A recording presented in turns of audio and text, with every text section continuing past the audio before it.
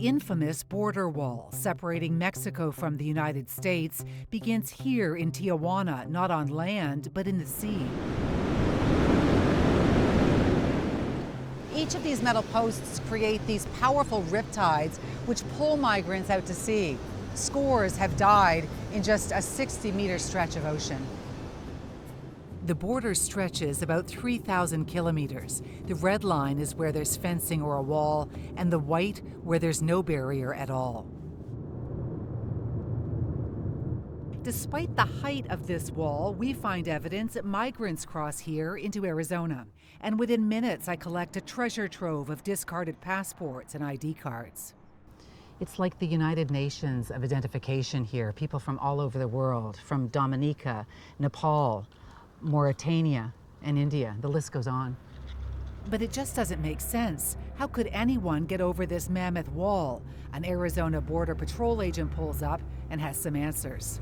When the cartels say, you have to move, you have to move. They waiting, usually ship chain, so they got the bottoms.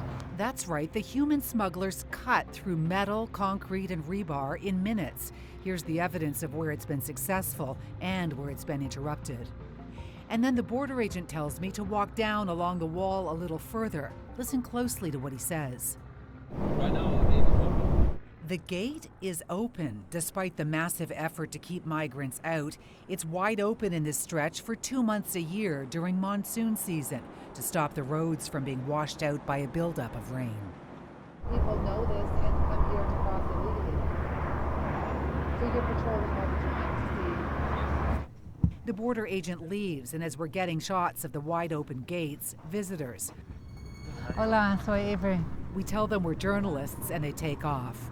But soon after, another vehicle with more men. Hola. No, está bien. They want to know what we're doing here, and they're not friendly. The guy in the red shirt keeps spitting.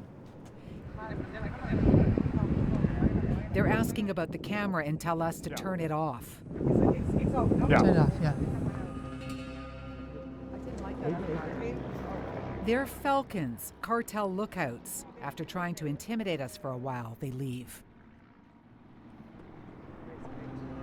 We get visits from Falcons almost every time we stop along the border, including here on a little road across from El Paso, Texas.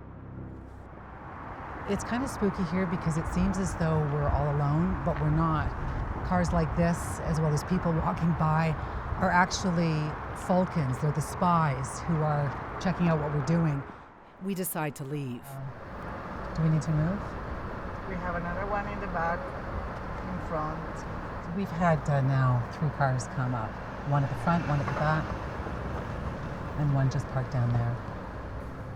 Different cartels control every inch of the border wall. Migrants who sneak into the U.S. must pay them to cross. We want to know how much they charge and are being driven to a rare interview with a human smuggler.